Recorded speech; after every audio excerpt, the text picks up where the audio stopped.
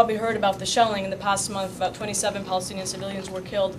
And according to the UN, since the end of March, 8,000 shells have fallen on Gaza by these artillery batteries stationed along the perimeter in northern and eastern parts of Gaza. That's about 100 shells a day. And I can tell you, living in Gaza City, the whole house shakes all the way in the city. And I don't even live on the perimeter or the border. And of course, many of the casualties, children. This is a 9-year-old girl that was killed, and 19 members of her family were injured, including her pregnant mother, and her 10-year-old brother was blinded. And I'm sure you've all heard of the casualties of the past weeks. And it just shows you, as many, even Israeli writers have written, if you're familiar with Haaretz, that you can't attack a civilian population, a heavily populated area, and not expect that there will be civilian casualties. And this is where we face the problem, and the fact that the Israeli army is completely unaccountable, faces no pressure to end these attacks in this massive sort of disproportionate sense. These are bread shortages. Maybe Tim talked a little bit about one of the consequences of the post-disengagement has been the fact that the only commercial crossing into Gaza has been closed more than 50% of the year. And as a result, at one point, the wheat stocks were completely depleted from Gaza, and there were bread shortages, and people were lining up to get their ration of 2 bags of bread a day. And these are just lines at the bakery. And while after that, the crossing was open on and off, today it's actually closed. The problem is those stocks haven't been replenished, and it's unreliable, and thousands of tons of fruits and vegetables actually rotted. Millions of dollars were lost, and more importantly, exports couldn't get outside to Europe because it was prime export season.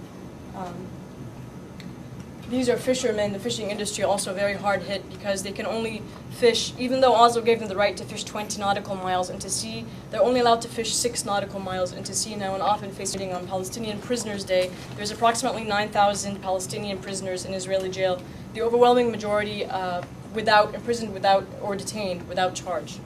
And just a brief statistic, 20% of all Palestinians have been detained or imprisoned at one point in their lives, 40% of men. So, in American terms, that would be 60 million Americans would have been, in prison.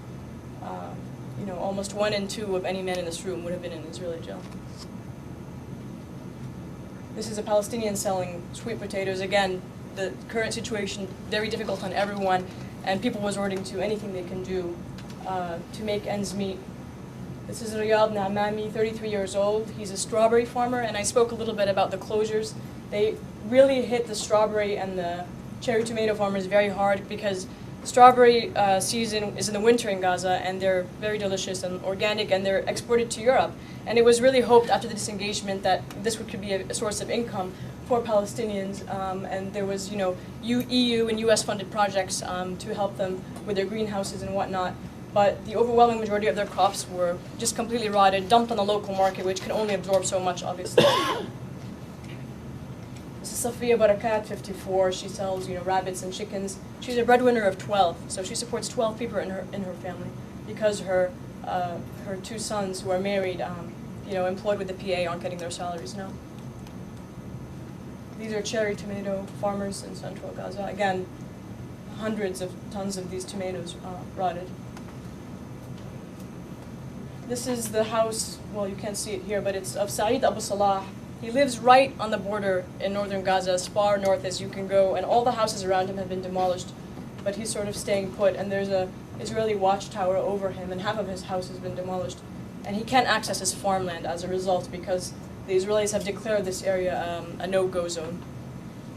And this is his son just looking to the land, their farmland. This is Khadija Sultan, 72 years old, vegetable farmer. Again, a breadwinner of her family.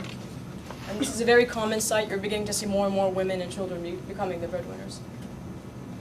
And I'm sure, it will only continue. These are just a little bit lively images of Gaza that I like to take. This is a rainbow over central Gaza, and this is just a view of Gaza City from the top.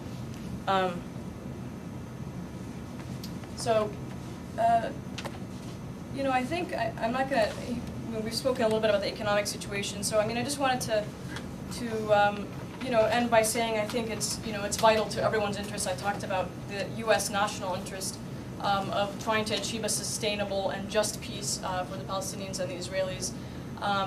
And I think, it's critical at this time because there's so much really to lose. I think Eugene touched a little bit on the fact that recent statistics in May 2003, I think President Bush had a really golden opportunity with his approval rating so high, and statistics, polls showing that 60 to 70% of Americans were in favor of pressuring Israel, reducing diplomatic and financial support if Israel did not abide by agreements or agree to negotiate and whatnot. And I think it's important to recognize that support exists amongst the American population, and it's really up to the government and the representatives to act on that feeling. And I think the current trajectory, it's very dangerous. Really, Gaza's on the brink of implosion. I can't emphasize that enough. Everything is so unstable right now, whether from a humanitarian perspective, and food insecurity leads to physical insecurity. And I think the last thing the United States want is the complete deterioration of the situation where you have a failed state before it's even become a state. And we've seen what that can look like. And I think I'll just leave it at that for now, and maybe we could, open it up for questions or something. Thank you.